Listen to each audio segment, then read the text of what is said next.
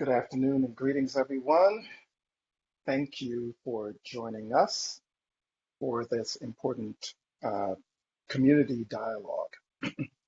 And as we begin this intimate conversation, I reflect on the land and the original caretakers of this land that we occupy.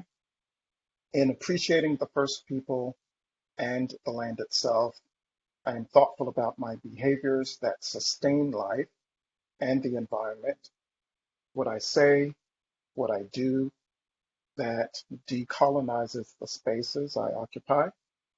And I am cognizant of and intentional about developing meaningful relationships that can cultivate sharing rather than taking, mutuality and reciprocity rather than power hoarding or selfishness.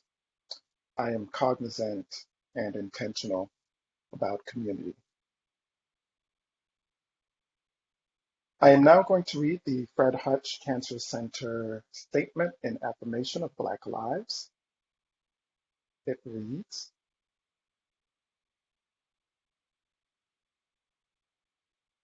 and I'm waiting for it on the slide. Fred Hutchinson Cancer Center is committed to becoming an anti-racist institution. In this endeavor, we are determined to strengthen and deepen our efforts that affirm the equal rights, value, and protection of Black people in the streets, on our campus, and in our science. To that end, we will identify any policy, practice, or behavior at the Hutch that reflects anti-Black racism and dismantle them, holding ourselves accountable in these efforts.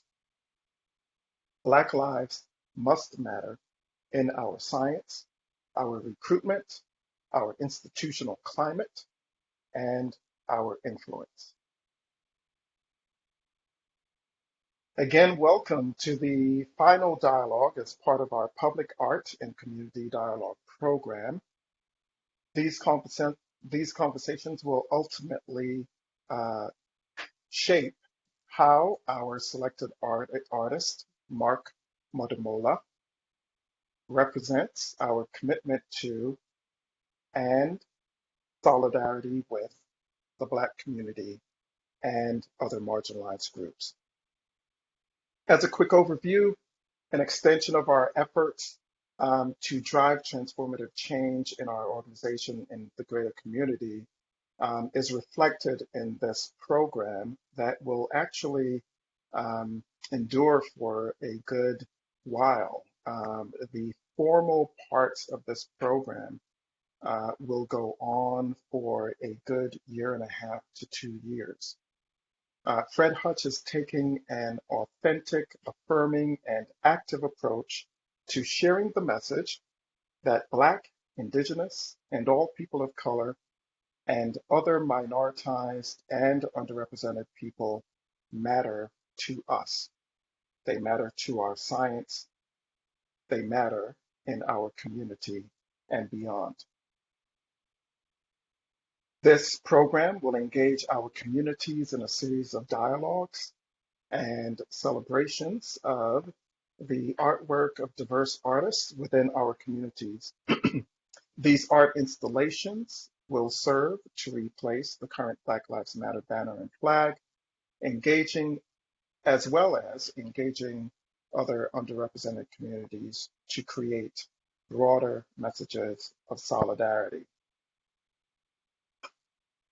The dialogue program, this part of the program where we have intimate conversations, provide opportunity for employees and the broader community to be in dialogue about solidarity and our pursuit of equity in research and healthcare.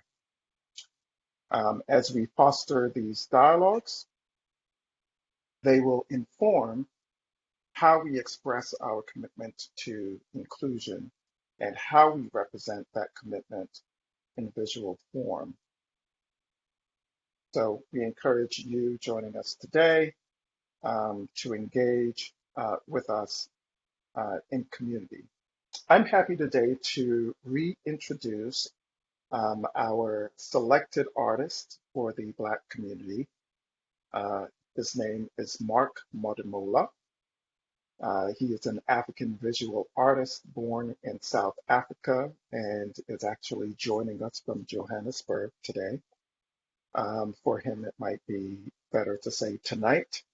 Um, he is originally a graphic designer, considers himself a versatile creator with a portfolio that explores the cadences of African identity and spirituality, often through the cultural aesthetics of portraiture and surrealism.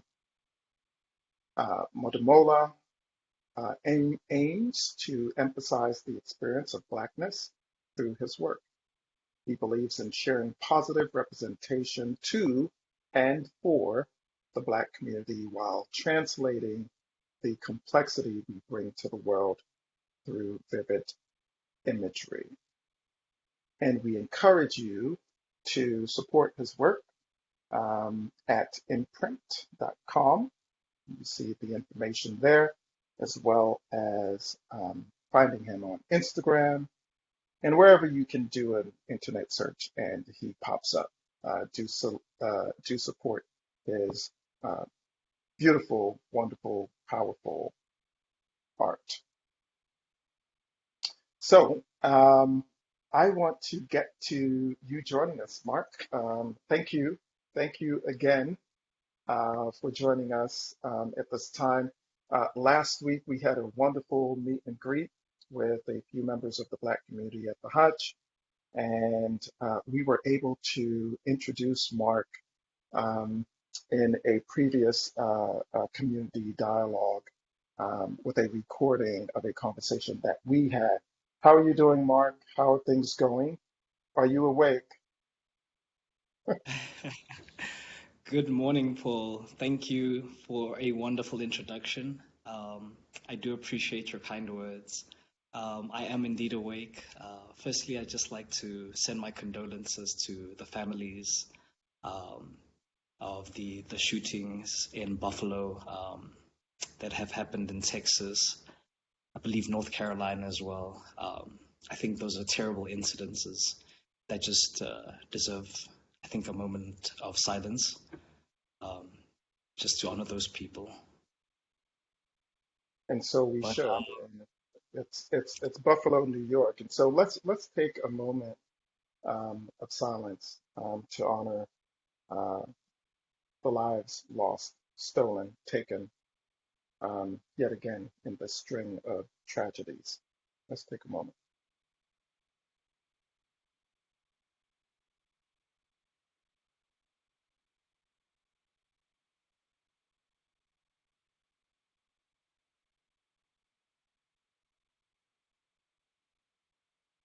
thank you, Paul. Thank Thank you, you. Mark.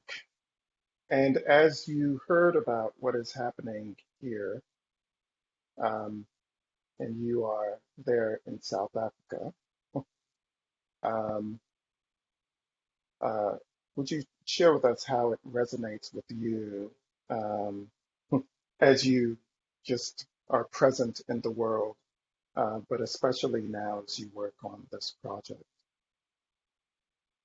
I find the actions, I believe, quite despicable. Of course, it saddens me that this is continuously happening on a daily basis.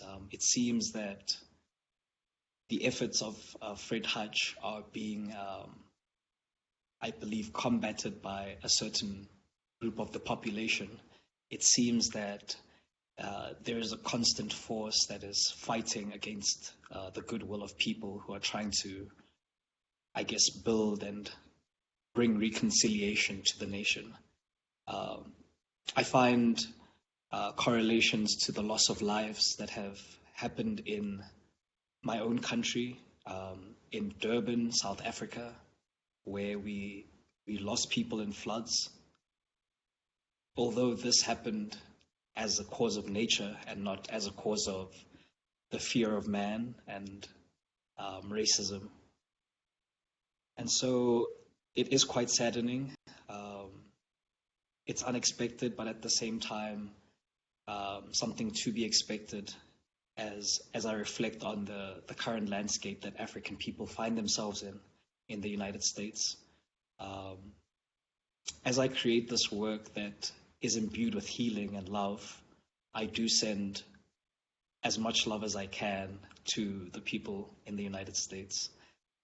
And I hope that they find healing in this difficult time. And so the work that I'm creating will hopefully also translate a sense of healing for them.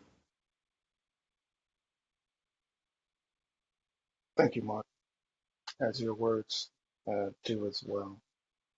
Um, it's the ongoing, the theme that we continue to talk about, and that was so powerfully described by you when we were going through our selection process, is about this healing. We have spoken about physical healing, um, really emotional healing, social healing, healing across time, metaphysical kind of healing.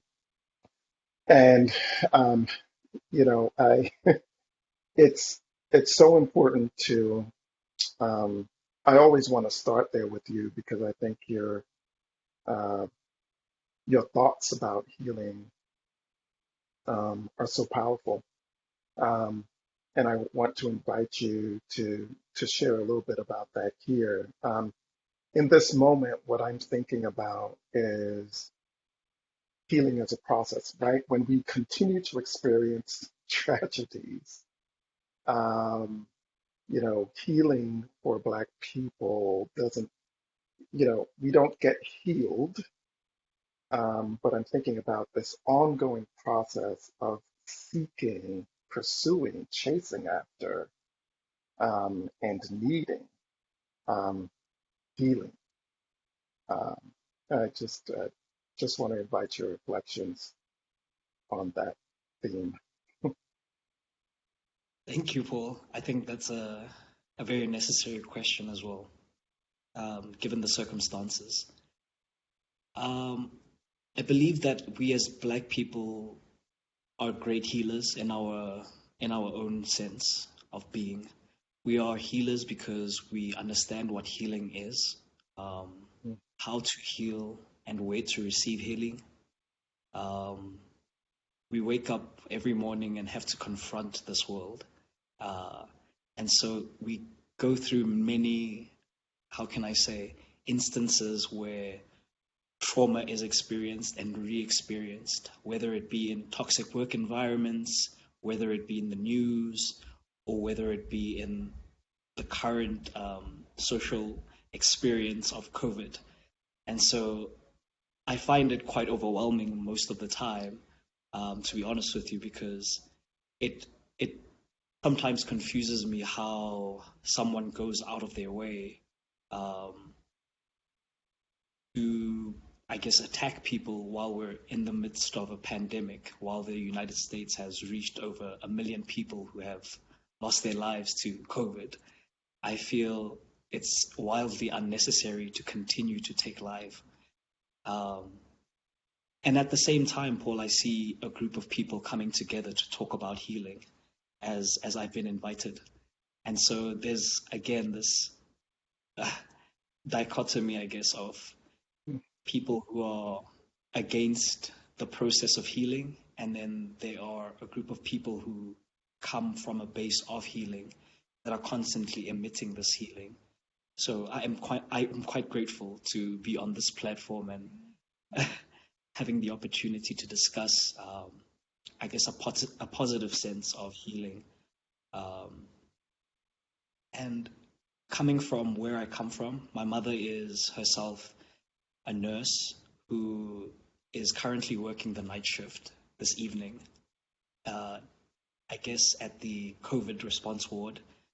And my thoughts are with her as well, as as I consider what her and her I guess, colleagues have to go through, and the irresponsibility we kind of share amongst ourselves by not taking care of each other. And so, again, my artwork will go back to this idea of a shared sense of responsibility for us to take care of ourselves, and not just think selfishly about, I guess, a false sense of, I don't know how to explain it, but I fear that we are indulging senses of fear within ourselves, and they stop us from looking at the whole, because we as people are going through something and we need to identify that and then come together. I think I said it in our last talk that diversity and unity are not separate entities. They are quite necessary, and the United States, being as diverse as it is, should remain the United States instead of as divided as it is. And so I do think about these kinds of things as I'm sitting here. Thank you, Mark. Thank you for sharing those thoughts. And please know that my thoughts and our thoughts at Fred Hutch are with you, your family members, um, and our people on the continent. Um, I want to. I hope you're hanging out with us, right, Mark? I want to invite the other panelists who are joining us now. Amazing group of people that I feel very honored to be in dialogue with today. First, Dr. Stefan Wallace is a research epidemiologist and public health social justice leader. He has more than 2 decades of experience in public health and human services, HIV/AIDS, and other infectious diseases, and social justice efforts, and more than a decade of experience conducting and collaborating on public health research globally. He is the Director of External Relations for the Fred Hutch-based COVID-19 Prevention Network, or CoVPN, and HIV Vaccine Trials Network, HVTN.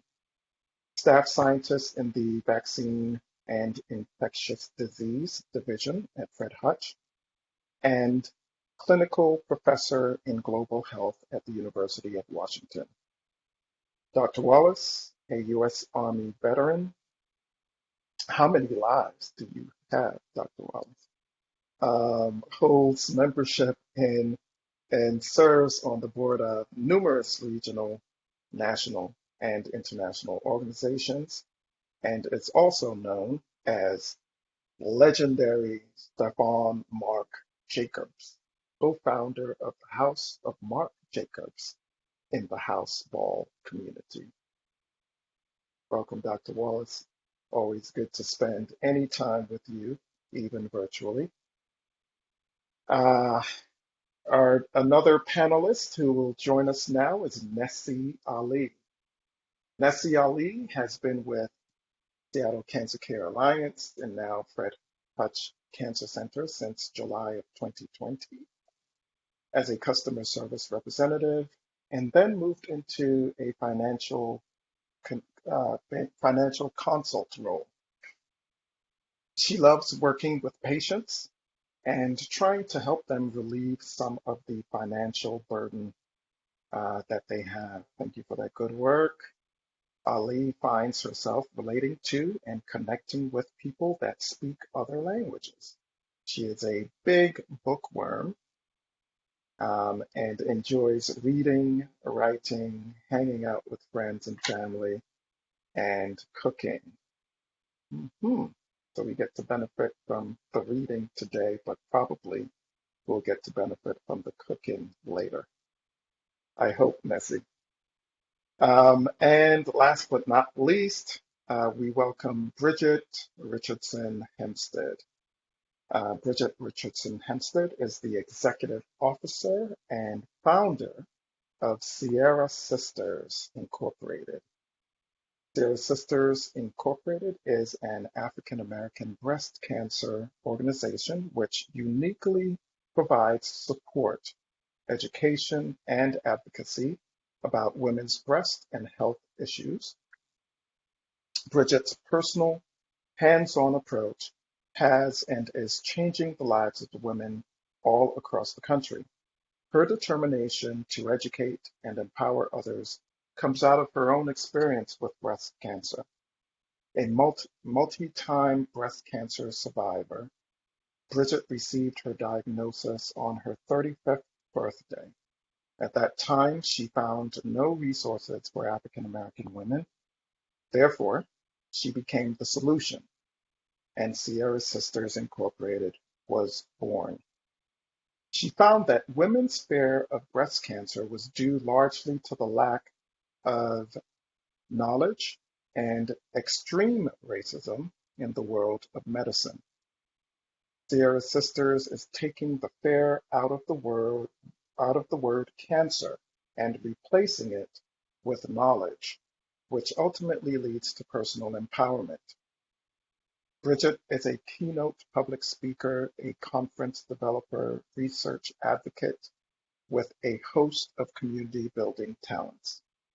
Bridget past, Bridget's past trips to Africa, such as the countries of Uganda, Tanzania, Kenya, Rwanda, and Nigeria, I envy you, Bridget, has given her the opportunity to spread these, uh, share, globally spread and share educational tools with life-saving messages.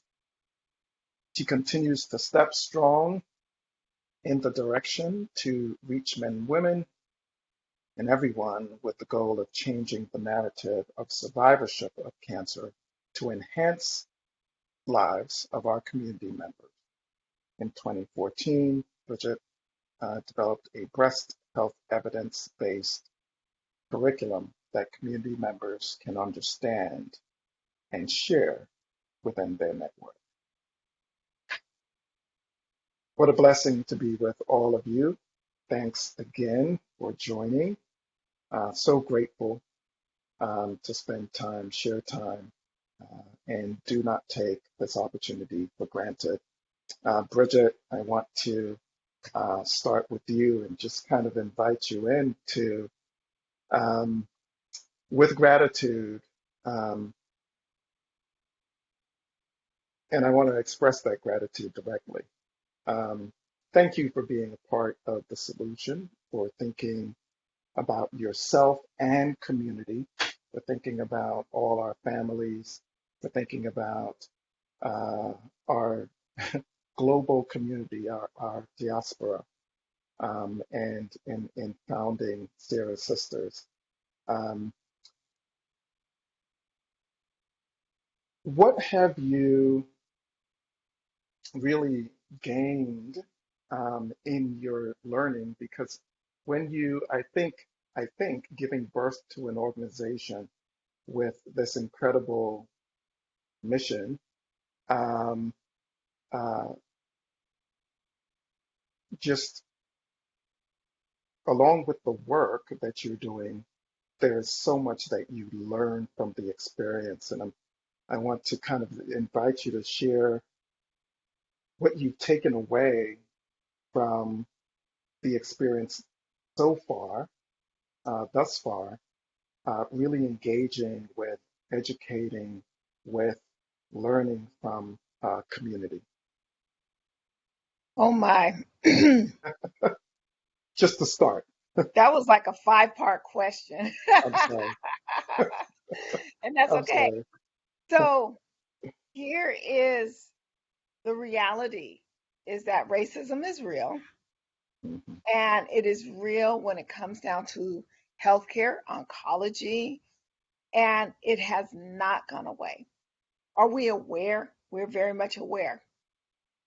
What I've taken away from my experience is that we can't stop Mhm. advocating, educating, providing tools, calling racism out, writing letters, reporting what does not feel right when it comes down to the health care of our Black, Brown, and LGBTQ community members. Mhm. The reason I say this is my diagnosis was in 1996. A lot of things have happened in the past 26 years. However, survival rate has not changed for the Black woman.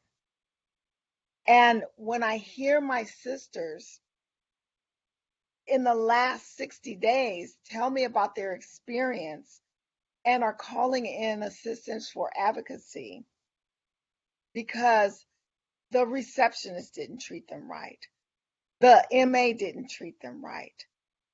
They changed their appointment. They skewed the number so the doctors couldn't call them back.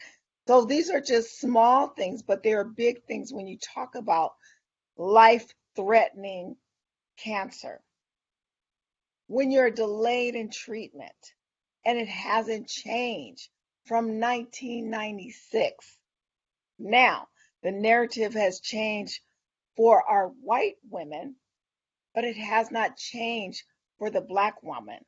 They still have to fight to get the same treatment, not unless you're with a doctor who has made that commitment to treat every patient the same, and that's rare. So what I've learned is we can never stop educating. We can never turn off and feel like we're in a safe place, that it's okay. We can sit back now because the work has been done. I have a dream is not here yet. I have a dream is coming. And we're working to equality. We're working for our fair share of survival. We're working to make sure that that Black woman can have a voice and be productive in her community after a cancer diagnosis. We're fighting to make sure that clinical trials are fair for the Black and Brown people. So what I've learned is I can't stop. And when God calls me home, I've hoped that I've trained and imparted into enough people to continue doing this life-saving, life-changing work. Thank you, Bridget. Thank you. That was strong. Can't stop. You won't stop. Uh, in your response, you really called in everyone who's at Fred Hutch playing their part, right? And that there can be, you said small things, but they're really big things. Um, and even as I read um, your introduction, Nessie, I was struck by your commitment to thinking about how you can ease the financial burden of patients, right? So you recognize that um, you may not be doing scientific research, or you may not be, um, offering a direct healing care to a patient, but what you have to offer is really critical to getting them there. Um, what do you want to offer to us now, Nessie? First, I want to say thank you for your work. What do you want to offer to us now in how we all ought to be thinking about what we contribute to this process of healing? Thank you very much all for having me. Hello to my African brother over there. uh, it's it's critical for people that are going through cancer, that are already have too much going on, for us to take a little bit of their pain away, which is like financial, which scares people. Um, my long-term goal is hopefully to start doing like some sort of screening for people who are people of color. I'm from South Seattle. So people of color and people who don't speak English really, because they're scared of the, medical and people, then the words that they can't understand. So I would like to find a way to like close the gap of having them go get tested of any kind. But yeah, I do the fun part of cancer care. I do the thing where I take away people's pain a little bit, 2 centimeters. Hmm. Hmm. So important. So important. And I mean, what you're describing is access, right? And we talk about access. It's so important um, that our discussion with access goes from, the pathways that lead to the doorway and that lead all the way inside the center of how someone experiences quality care without any barriers. So I love your thinking, Nessie, because in DEI work, we talk about equity consciousness. You have that consciousness that you are applying to your role. And that's what we need for everyone to do across the Fred Hutch Cancer Center is to recognize how their role can empower individuals and position individuals to receive the highest quality of care with every single engagement they have with us as an institution. Dr. Wallace, uh, I want to appreciate you for even having time to have this conversation. What what you are doing requires a lot of your time and attention, and we really appreciate all your work over the past couple of years and beyond. I say the past couple of years. That's the time that I've known you and known about your your efforts. Um, you have been, I think, when I think about community building, uh, the work that you have been doing, I think, is a model for that. And so, how I'd like to call you into this discussion is to share your commitment to community is clear, but I think there's a lot that we can learn from your approach to building community and joining this auspicious panel.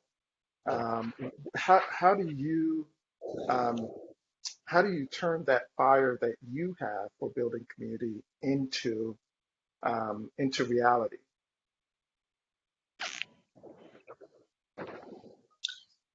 Thank you for that, and thank you for your words. I'm appreciative of the opportunity um, and also to share space with my colleagues and friends here.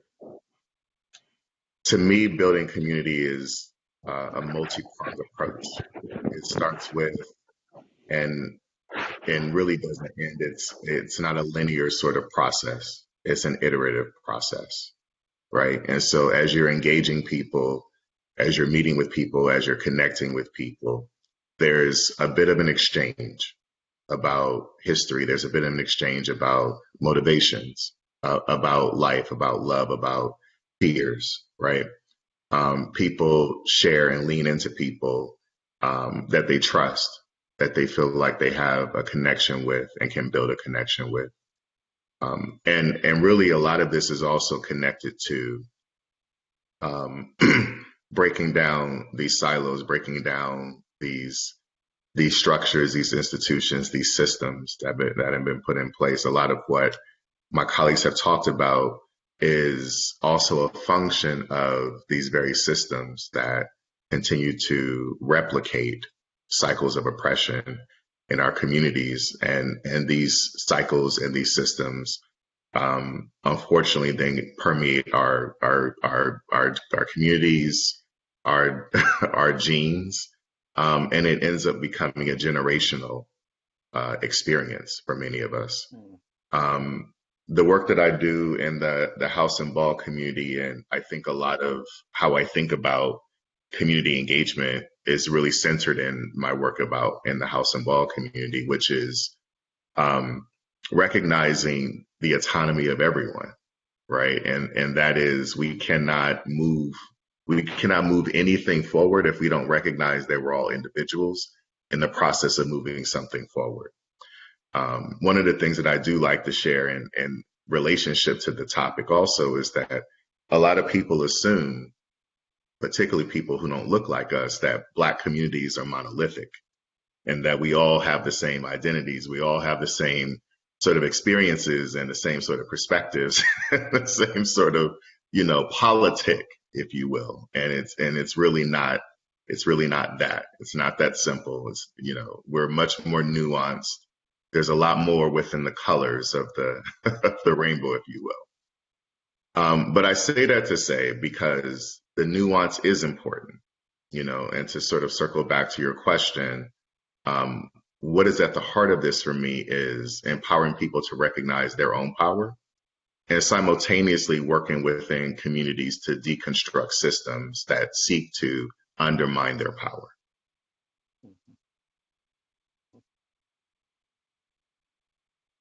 And how are you finding that work? It is constant, actually. It is constant. You know, I I first started really engaging in communities in high school. I did a summer youth employment program where I was working with peers to do summer activities and sort of leading this through one of the local park and rec systems.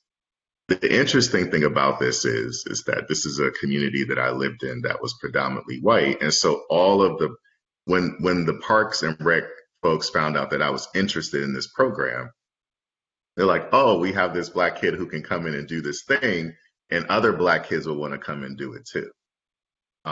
And my energy and my sort of navigating this process of sort of being aware that I was simultaneously being sought after and also like doing some amazing work with building community with people who look like me, right?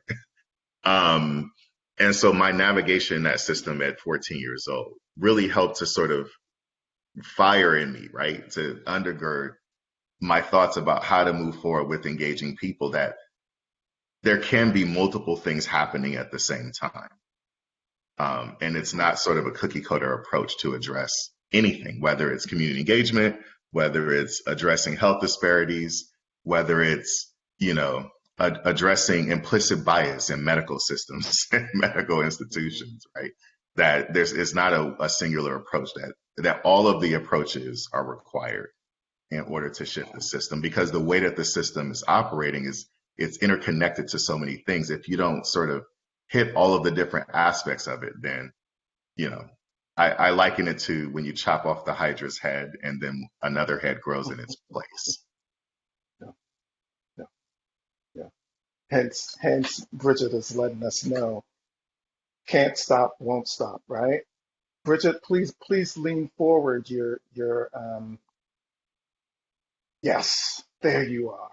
We want to see you clearly. It's okay that we have the walls and the door and the windows blurred out, but we definitely want to see your face.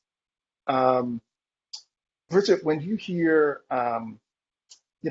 at Fred Hutch, we've been having a lot of conversation and planning, and there's incredible work that is being done by the likes of Dr. Wallace, the likes of our uh, close friends, sister office, Office of Community Outreach and Engagement, and others. Um, and as you kind of reflecting on your experience with Fred Hutch Cancer Center and how you have been a member, I don't even know how long you've been here in Seattle. Are you a Since native? 1919, I'm not a native. I'm actually from California, Sacramento. Okay, But I have had partners with SCCA and Fred Hutch for since 1996. which is uh, a really long time. Yes. But And you've seen a lot historically, of change here. Yeah. yes, I have. Hmm. Hmm. And and what do you see as the opportunity that's before us right now, right? In 2022, what do you see as the opportunity for us as we engage this program, which is much more, I keep repeating, much more than the art, these dialogues that we're having, and part of the reason we're recording them is to really engage, use it as a tool to engage others to in the much more longer term uh, sustaining of this dialogue. But what do you see as the opportunity before us now, as an institution connecting with community and with the Black community in particular? Great, great, great question. First of all, I have seen Fred Hutch evolve since 1996. Now, there may be still some problems and glitches that you are really on top of. I really appreciate that. Um, what I see is changing the mindset of the researchers, the doctors, and public health workers within the institution instead of creating research projects and then realizing, oh, we need to have someone dipped in chocolate so that we can be cohesive and receive all the funding that we need. And we only need 1%. Where here's where this is changing the narrative. The chocolate is here, and it doesn't have to be dipped in chocolate to receive funding because the mindset has shifted just by these types of conversation is that you cannot come into a community without having Black voices at the table first. You cannot have a foundation without us. And that's what I see. And you have to make sure that you are including your financial receiving to the Black community in an equal way, not as a token of thank you, but as being a very important part of creating incredible dialogue, research, and change. Mm. I don't want people to miss that, because what you're saying is, when we receive resources as an institution, that a part of, right, a part of the equity and access is about engaging community from the beginning, um, but to keep engaging community till the very end, That's right, the right. very end of the Let's not process. do a And helicopter thing and say, we've done the work, we've got our numbers, now we're done, everybody has their money. Now you're going to go on, you're going to write papers, which is going to lead you more to other big grants. And then you say, oh, I don't need them anymore. No, mm, they're there for the duration. mhm. That's good. That's good. Don't use it just to be dipped in chocolate for the money. Okay.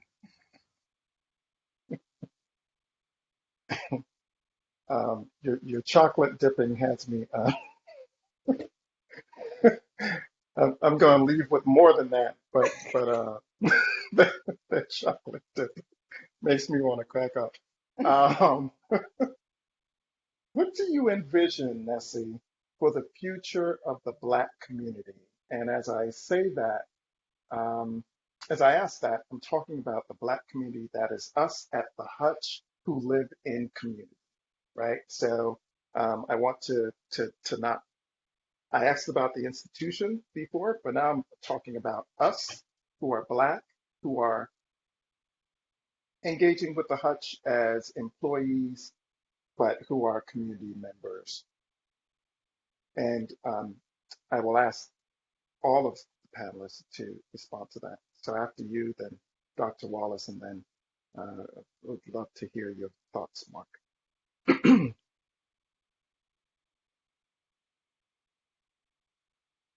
Oh, sorry. That's a loaded question. But I think the first step is for us to actually be a one.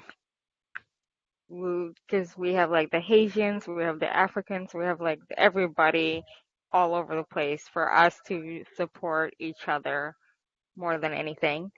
And know like my fight is your fight and your fight is my fight. So I think that's the first main thing. And then after that, I think advocating for each other, advocating for people who, like older people or people who are, poorer than the other.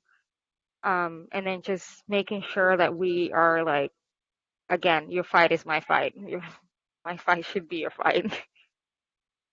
I think that should be a good start, but that's a whole different conversation. It's a big question. It's our fight, right? Okay. Stefan,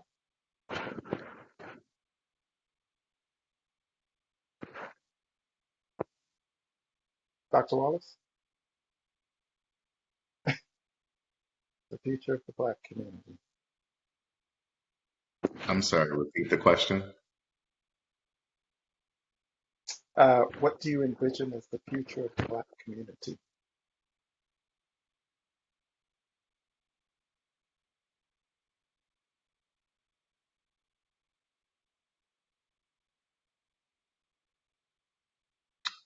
If I'm being honest, I'm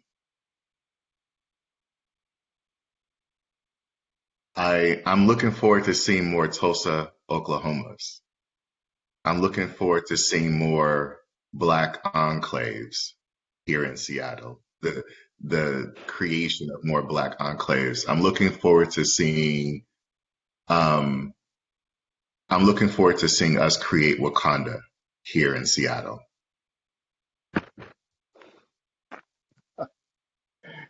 Yes, yes. I love it. Mark, I love it. I'm down for that. Number one. Um, I would say for me, it's recognizing just the strength that we all have to bring into the conversation, because we should view ourselves as part of this chain that stretches from all the way from where I am to all the way to where you are, and that makes us stronger. It doesn't make us weak because food or that we come from different social backgrounds.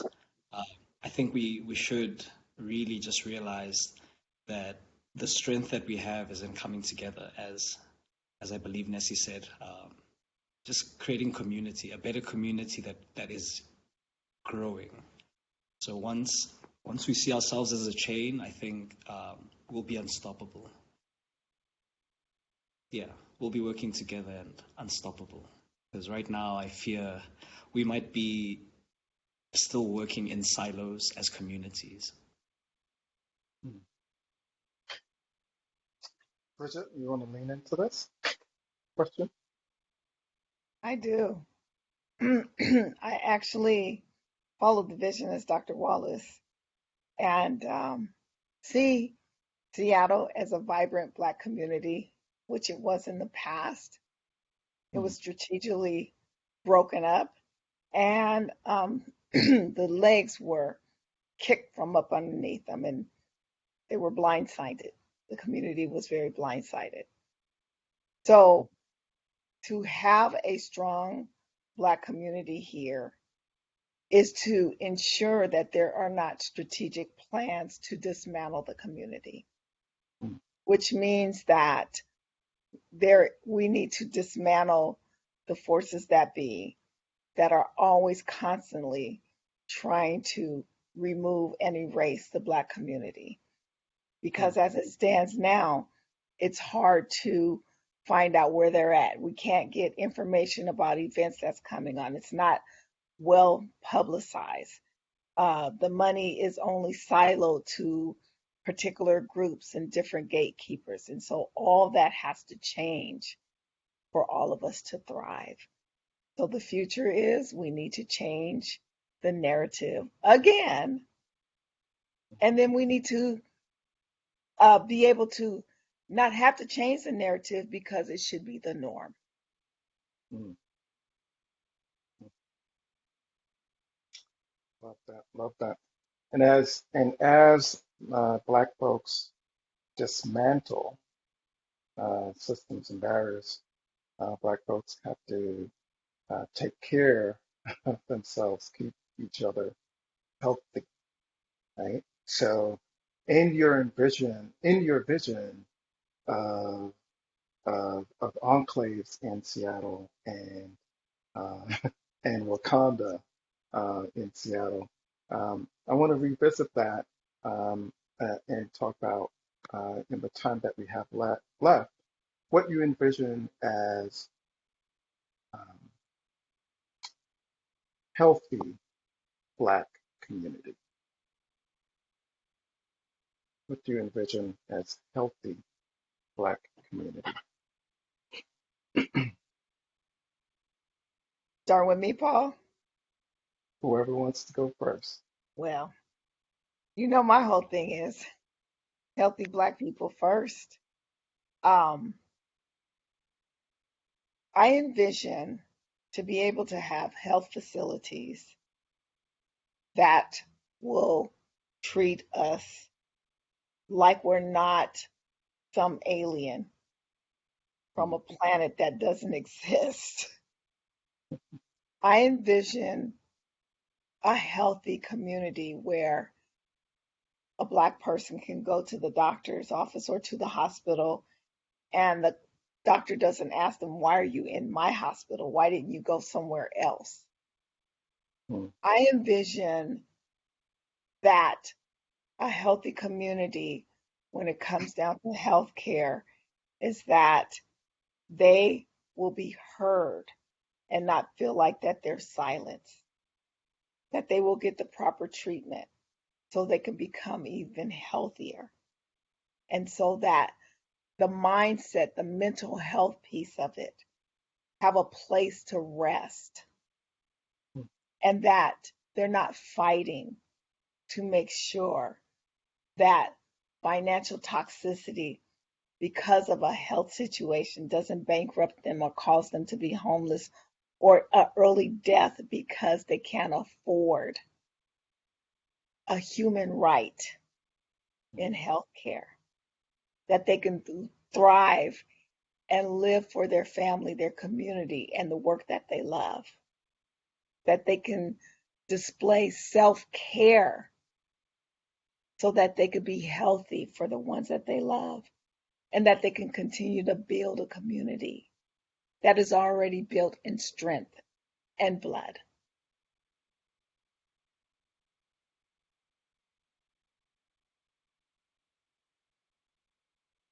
Thank you, Bridget. Whoever wants to speak next. Healthy Black community. Bridget mentioned aspects of various forms of health. I think about financial health. I think about financial economic health. I think about physical health. I think about mental health. And I think, and I feel like I could spend another hour talking about this specifically. But one of the things that I definitely want to say is I'm looking forward to seeing complementary medicine being the norm and not the exception. I'm looking forward to seeing Black people being believed when they say that they have certain symptoms.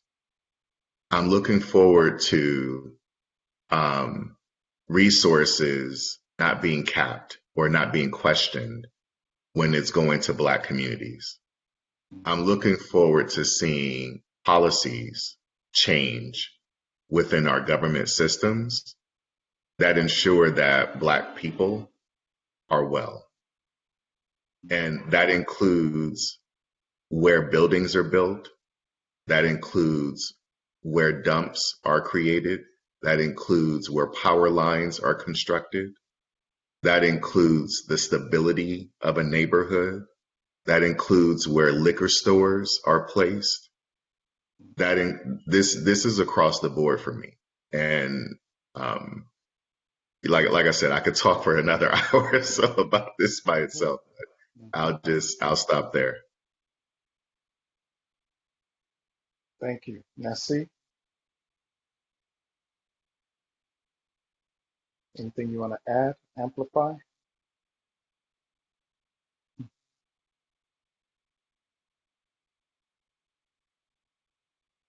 You're muted, Nessie.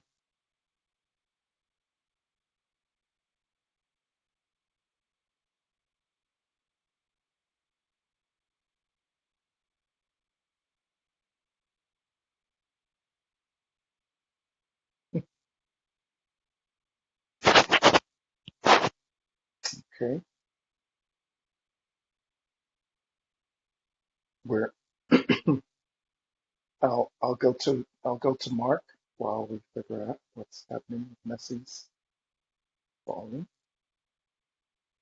Well, Paul, I think I'll just piggyback off of what Stefan and Bridget have said and mention that I believe a healthy Black community in the future has access, simple access, simple opportunity that everybody else on the playing field has, which will give us the opportunity to see ourselves um, as people and not as anything less. Because currently, it really is a case of how we see ourselves and the fact that we don't have access. So I would say a healthy community in the future, um, they've raised their Black consciousness, they've raised their consciousness of self, um, self love, and they have better access. So we have financial access, we've got access to land, and with that, we'll be able to build our communities the way that we see fit, that suit us. So we'll have children running in the streets, running in the parks. We'll have women laughing and not being harassed, and we'll have brothers being able to build without being asked questions. Without being asked questions. Thank you all so very much. This is such a beginning of a conversation. Um, sounds oh, sounds like your volume is back, Nessie, and we have just about a minute to go. Yeah, sorry. So it's okay. It's okay. But this, I do believe that this conversation, this dialogue contributes to healthy community and is a reflection of our pursuit of healthy community, right? That we can talk, we can envision together, we can share that vision with each other. Um, and even in sharing these words, I am leaving with a greater sense of empowerment from what I have heard from all of you. Thank you again for all the work that you do that is building community, each and every one of you. We are grateful and we look forward to uh, sharing the love that's ahead. As a reminder, the day after we take Juneteenth holiday as Fred Hutch Cancer Center is the day that the new um, art piece